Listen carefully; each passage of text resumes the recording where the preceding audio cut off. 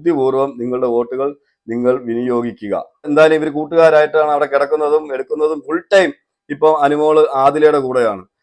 കഴിഞ്ഞ വീക്കെൻഡ് എപ്പിസോഡിൽ അത് ചോദിക്കാത്തത് മോശമായിപ്പോയി. അതിന്റെ ഒരു വിഷമമുണ്ട് ഈ നവീനെ എന്ന് പറഞ്ഞിട്ട് ബാക്കിയുള്ളവരെയൊക്കെ സ്ക്രൂ ഇടാൻ നോക്കുന്നുണ്ടായിരുന്നു.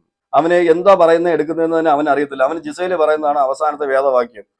ബിഗ് ബോസ് മലയാളം സീസൺ 7 ലൈവിലും കാര്യമായിട്ട് ഒന്നുമില്ല.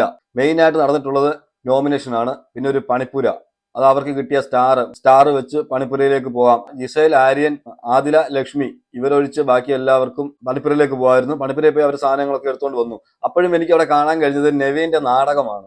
രാവിലെ മുതൽ വൈകിട്ട് വരെ ഇന്നലെയും മിനിഞ്ഞാന്നും നമ്മൾ കണ്ട എപ്പിസോഡുകളിൽ, ലാലേട്ടന്റെ എപ്പിസോഡിൽ എന്ത് നാടകമായിരുന്നോ അതേ നാടകം തന്നെ കണ്ടിന്യൂ ചെയ്തുകൊണ്ടിരിക്കുകയാണ് നവീൻ. വെറുപ്പിച്ച് ഒരു പരുവത്തിലാക്കിയിട്ടുണ്ട്. രാവിലെ പറയുന്നത് കേട്ടു, എനിക്ക് ഇവരുടെ കൂടെ എനിക്ക് ഗെയിം കളിക്കണ്ട, നിങ്ങൾ എല്ലാവരും ഈ വൃത്തികെട്ടവന്മാരുടെ കൂടെ, അങ്ങനെയാന്ന് പറഞ്ഞു, ഈ വൃത്തികെട്ടവരുടെ കൂടെ എനിക്ക് ഗെയിം കളിക്കണ്ട, അതുകൊണ്ട് എല്ലാവരും എന്നെ നോമിനേഷൻ ചെയ്യണമെന്ന് പോയി എല്ലാവരോടും പറയുന്നുണ്ടായിരുന്നു. എനിക്ക് തോന്നുന്നു അത് നവീന്റെ ഒരു തന്ത്രമായിരുന്നു എന്ന് വെച്ചാൽ നവീനെ ആരും നോമിനേറ്റ് ചെയ്യരുത് എന്നുള്ളത്. പക്ഷെ അത് വളരെ വിജയിച്ചെന്നാണ് എനിക്ക് തോന്നുന്നത്. നവീനെ ആരും നോമിനേറ്റ് ചെയ്തില്ല. അതുപോലെ തന്നെ ഇപ്പോഴും പണിപ്പുരയിൽ പോയപ്പോൾ പണിപ്പുരയിൽ പോയിട്ട് അങ്ങ് കിടക്കുകയാണ്. നമ്മൾ മുന്നത്തെ നമ്മളൊരു പ്രൊമോ എല്ലാം കണ്ടതാണ്, പണിപ്പുരയിൽ പോയിട്ട് ഇങ്ങനെ കിടക്കുന്നതൊക്കെ. അതുപോലെ പിന്നെ അവസാനം ഷാനവാസ് എല്ലാവരും കൂടെ ചേർന്ന് വലിച്ച് വെളിയിലേക്ക് കൊണ്ടുവരികയായിരുന്നു. വെറുപ്പിച്ച് ഞാൻ പറഞ്ഞല്ലോ, അങ്ങേ അറ്റത്തിൽ എത്തിച്ചു. എന്തോ എനിക്കിനി ഇവിടെ കളിക്കണ്ട, എന്നെ അങ്ങ് ഇറക്കി വിട്ടേരെ, ഞാൻ അങ്ങ് പൊയ്ക്കോളാം എന്നുള്ള രീതിയിലാണ്. അങ്ങനെയാണെങ്കിൽ ഇറങ്ങിപ്പോണം. എന്തായാലും ഒരു വട്ടം പോയതല്ലേ, ഇനി വേണേലും ഇറങ്ങിപ്പോം. എന്തായാലും വെറുപ്പീരിന്റെ അങ്ങേയറ്റമാണ് ഇപ്പൊ നെവിൻ കാണിച്ചുകൊണ്ടിരിക്കുന്നത്.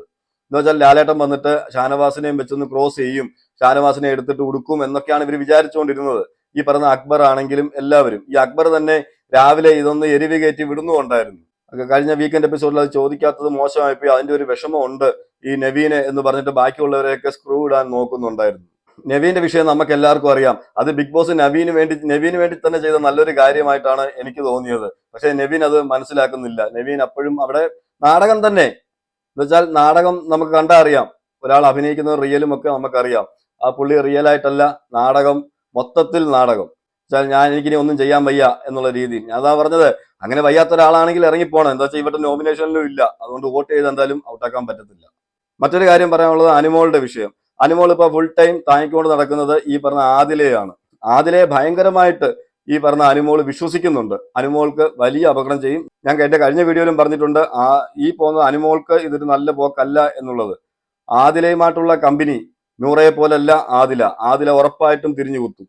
എന്തെങ്കിലും വിഷയങ്ങൾ, എന്തായാലും ഇവർ കൂട്ടുകാരായിട്ടാണ് അവിടെ കിടക്കുന്നതും എടുക്കുന്നതും. ഫുൾ ടൈം ഇപ്പൊ അനുമോള് ആദിലയുടെ കൂടെയാണ്. ഇതിനകത്ത് വരുന്ന ഒരു പ്രശ്നം എന്താണെന്ന് വെച്ചാൽ, അനുമോളുടെ സ്വഭാവത്തിന് അനുമോൾ എന്തെങ്കിലുമൊക്കെ പറയും, ആദിലയോട് പറയും. ആദില അത് മനസ്സിൽ വെച്ചിട്ട് അത് സമയമാകുമ്പോൾ എടുത്ത് അടിക്കുകയും ചെയ്യും. അത് നമുക്ക് എല്ലാവർക്കും അറിയാവുന്ന കാര്യമാണ്. ഷാനവാസിന്റെ വിഷയത്തിലാണെങ്കിലും ഇതുപോലെ തന്നെ അനുമോളെ ഒരു സമയം ലാലേട്ടൻ വന്നിട്ട് അവിടെ മറ്റൊരു വിഷയത്തിൽ അവിടെ ലാലേട്ടൻ വന്ന് അനുമോളെ ഫയർ ചെയ്തപ്പം നിമിഷ നേരം കൊണ്ട് കാലുവാരിയ ആളാണ് ഈ ആദില. അനുമോള് കുറച്ചൊക്കെ ശ്രദ്ധിക്കുന്നത് നല്ലതായിരിക്കുമെന്ന് എനിക്ക് തോന്നുന്നു. എന്തായാലും നിങ്ങളുടെ അഭിപ്രായങ്ങൾ നിങ്ങൾ കമന്റ് ചെയ്യുക. ഇവിടെ ഇപ്പോൾ 11 പേരാണ് നോമിനേഷൻ ആയിരിക്കുന്നത്. അതിൽ നോമിനേഷനിൽ വരാത്തവരാണ് നൂറ, അനുമോൾ, അതുപോലെ തന്നെ നെവിൻ, ഒനിയിൽ. ഇതില് ഈ പറയുന്ന അനുമോൾക്ക് നല്ലൊരു വോട്ടിംഗ് ബേസ് ഉള്ളതാണ്. അനുമോളുടെ വോട്ടുകൾ എവിടെ പോകുന്നു നമുക്കറിയില്ല. അതെന്തായാലും അവർ ബുദ്ധിപൂർവ്വം ചെയ്താൽ അവർക്ക് നല്ലൊരു ന്യൂസ് കേൾക്കാം എന്ന് എനിക്ക് പറയാനുള്ളൂ. മറ്റൊരു കാര്യം, ഈ പറയുന്ന നെവിന്റെ വോട്ട് പ്രതീക്ഷിച്ച് അവിടെ നിൽക്കുന്ന ഒരാളുണ്ട് അവിടെ, അത് ലക്ഷ്മിയാണ്. കൂടുതലും നെവീനെയാണ് സപ്പോർട്ട് ചെയ്തുകൊണ്ട് അവിടെ നിൽക്കുന്നത്.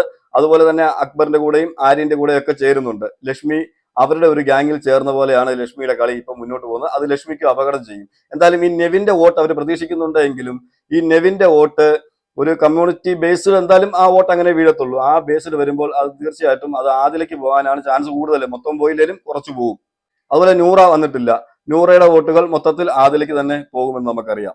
അതുപോലെ തന്നെ ഒനിയിലിന് ഈ പറയുന്ന പോലെ വലിയ ഫാൻ ബേസോ അല്ലെങ്കിൽ ഒരു ആളെ പുറത്താക്കാൻ പറ്റുന്ന വോട്ടുകളോ ഒന്നും ഇല്ല. ഞാനിത് കണ്ടത് വെച്ച് പറയുകയാണ്. എന്നുവെച്ചാൽ കഴിഞ്ഞ എവിക്ഷനിൽ തന്നെ ഡേഞ്ചർ സോണിൽ വന്നവരാണ് ആര്യൻ. അന്ന് ഗിസേൽ ഇല്ലായിരുന്നു, ഈ പറയുന്ന നോമിനേഷനിൽ ഇല്ലായിരുന്നു. ആ ഇല്ലാഞ്ഞിട്ട് കൂടി ആര്യൻ അവിടെ ഡേഞ്ചർ സോണിൽ വന്ന ആളാണ്. അതുപോലെ തന്നെ ബിന്നിക്ക് അത്യാവശ്യം വോട്ടുണ്ട്, എന്നാൽ ആര്യനേക്കാൾ വോട്ട് ബിന്നിക്കുണ്ടെന്നാണ് എനിക്ക് തോന്നുന്നത്. എന്നാലും ബിന്നിയും ഡേഞ്ചർ സോണിലാണ് ഇതിനകത്ത് ഇപ്പൊ വന്ന നോമിനേഷനിൽ. ഈ പറഞ്ഞ ഈ 2 പേരിൽ ഒരാള് തന്നെ പോകാനാണ്. അങ്ങനെ കളിച്ചാൽ സാധ്യത ഇല്ല.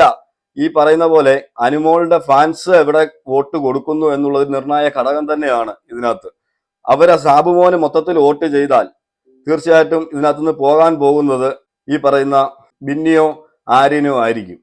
കൂടുതലും എനിക്ക് തോന്നുന്നത് ആര്യനായിരിക്കാൻ പോകുന്നത്. ബുദ്ധിപൂർവ്വം അത് ചിന്തിച്ച് കണ്ടൊക്കെ വോട്ട് ചെയ്യുന്നവർ വോട്ട് ചെയ്യുക. ഞാനിപ്പോൾ ആരെയും സപ്പോർട്ട് ചെയ്യുമെന്ന് പറഞ്ഞതല്ല, ഞാൻ ഇതിന്റെ ഒരു കാൽക്കുലേഷൻ പറഞ്ഞതാണ്. അതുപോലെ തന്നെ ഞാൻ നേരത്തെ പറഞ്ഞ നൂറയുടെ വോട്ടുകൾ മൊത്തമായിട്ടും ആദരിക്കേ പോകത്തുള്ളൂ. അതുപോലെ ഇതിനകത്ത് വോട്ട് ബേസ് കൂടുതലുള്ളത്, വോട്ടിംഗ് ശതമാനം നമ്മൾ അൺഒഫീഷ്യൽ പോൾ ആണെങ്കിലും ഒഫീഷ്യൽ പോൾ ആണെങ്കിലും നമുക്ക് അറിയാൻ കഴിയുന്നത് വെച്ചിട്ട് അനുമോൾക്ക് അത്യാവശ്യം ഫാൻ ബേസ് ഉണ്ട്, നല്ലൊരു വോട്ടിംഗ് ശതമാനവും കയ്യിലുണ്ട്.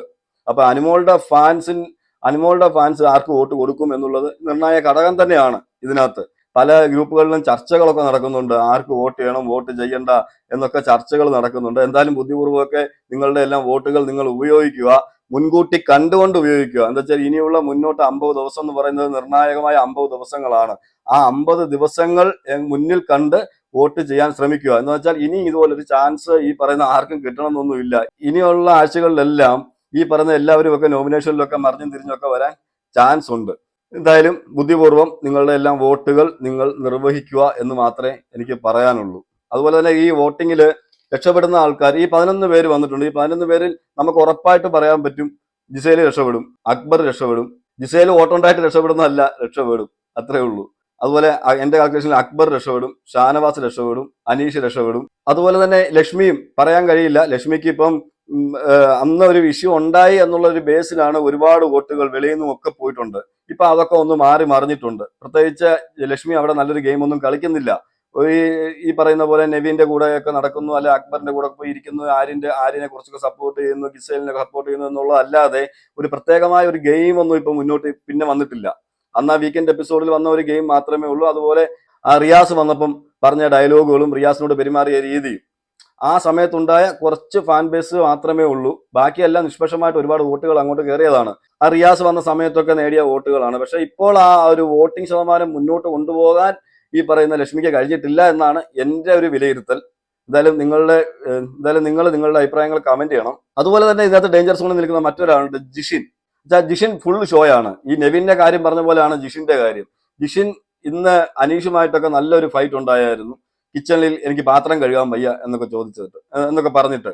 കാരണം മറ്റൊന്നുമല്ല, ഞങ്ങൾ നോൺ വെജ് കഴിക്കാത്തവരാണ്, ഞങ്ങൾ വെജാണ്, അപ്പൊ വെജ് കഴിക്കുന്നവരുടെ പാത്രം ഞങ്ങൾ കഴുകിക്കോളാം എന്ന് പറഞ്ഞു. അത് അനീഷൊക്കെ സമ്മതിക്കുകയും ചെയ്തു. പക്ഷെ അതുപോലും കഴുകി വെക്കുന്നതിന്റെ പേരിൽ അവിടെ ജിഷിൻ നല്ലൊരു ഷോ ഇറക്കുന്നുണ്ടായിരുന്നു. എന്ന് വെച്ചാൽ ഓനിയിലും അക്ബറും എല്ലാവരും കൂടെ ചേർന്ന് തനിക്ക് പണി തരുവാണ് എന്നുള്ള രീതിയിൽ മനസ്സിൽ വിചാരിച്ചിരിക്കുകയാണ് ഈ പറയുന്ന ജിഷിൻ. നിങ്ങൾ നോൺ വെജ് കഴിക്കാറില്ല, വെജേ കഴിക്കത്തുള്ളൂ എന്ന് പറഞ്ഞാൽ അതിന് ലാലേട്ടൻ തന്നെ പറഞ്ഞു, അത് ഒനിയിൽ അതിന് പരിഹാരം ഉണ്ടായി കഴിഞ്ഞു. പക്ഷെ അതുകൊണ്ട് ഞാൻ ഇന്നതേ ചെയ്യൂ, ഇന്നതേ എടുക്കൂ എന്ന് പറഞ്ഞ് അവിടെ കിടന്നുകൊണ്ടൊരു പ്രശ്നം ഉണ്ടാക്കുന്ന പോലെ എനിക്ക് തോന്നി. അനീഷിനോടല്ല വിഷയം ഉണ്ടാക്കുന്നത്, പക്ഷെ അനീഷുമായിട്ടാണ് തർക്കിക്കുന്നത്.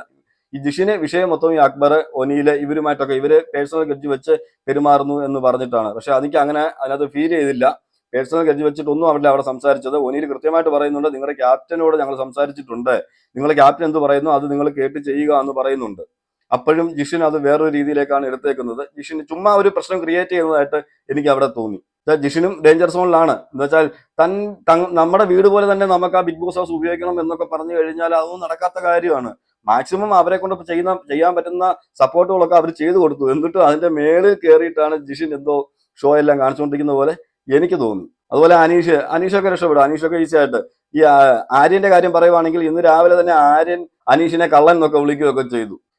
ആര്യം പറഞ്ഞു, നിങ്ങൾ ഇവിടുന്ന് വെളിയിൽ പോകുന്ന കാണിച്ചു തരാം എന്നൊക്കെ സംസാരിക്കുന്നത് കേട്ടു. അപ്പോൾ തന്നെ അനീഷ് പറഞ്ഞു, ഞാൻ വെളിയിൽ പോകത്തില്ല എന്ന്. അപ്പൊ ആര്യം പറഞ്ഞോണ്ട് ഇത് ഗെയിമാണ്, എപ്പോ വേണേലും വെളിയിൽ പോവാം എന്ന്. ആര്യന് പൊട്ടനാണ്. ആര്യന് മനസ്സിലായിട്ടില്ല ഇത്രയും ആൾക്കാർ വരുന്നു, ഇവിടെ വൈൽഡ് കാർഡ് വന്നു, അവര് വന്നു, ഇവര് വന്നു, എന്താണ് അവിടെ നടക്കുന്നതെന്നൊന്നും അറിയാതെ ജിസേലിന്റെ പാവാടയിൽ തൂങ്ങിക്കൊണ്ട് നടക്കുന്നുണ്ട്. ഇവനൊന്നും ആലോചിക്കാനുള്ള സമയം കിട്ടിയിട്ടില്ല. അതുകൊണ്ടാണ് അനീഷിനോട് അവൻ നല്ല തന്നെ ഫൈറ്റ് ചെയ്യുന്നുണ്ട്. അതുപോലെ തന്നെ അനുമോളോട് നല്ല ഫൈറ്റ് ചെയ്യുന്നുണ്ട്.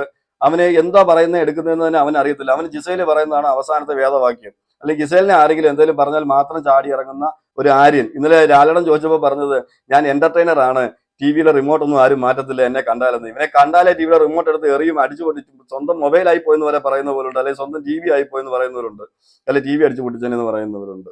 അപ്പൊ ഇവന്റെ മനസ്സിലെ വിചാരം വേറെ എന്തൊക്കെയാണ്. ഇവൻ ഭയങ്കര എന്റർടൈനർ ആണ്, ഇവൻ ഭയങ്കര എന്റർടൈൻമെന്റ് ആയിട്ടാണ് ഇവൻ പെരുമാറുന്നതെന്നൊക്കെയാണ്. എന്തായാലും ഓരോരുത്തർക്കും ഓരോ അഭിപ്രായമല്ലേ. ഇത് നമുക്ക് നോക്കാം ഈ വീക്കെൻഡിൽ എന്ത് സംഭവിക്കും എന്നുള്ളത്. ഞാൻ പറഞ്ഞത്, എന്തായാലും നിങ്ങളുടെ വോട്ടുകൾ ബുദ്ധിപൂർവ്വം ഉപയോഗിക്കുക.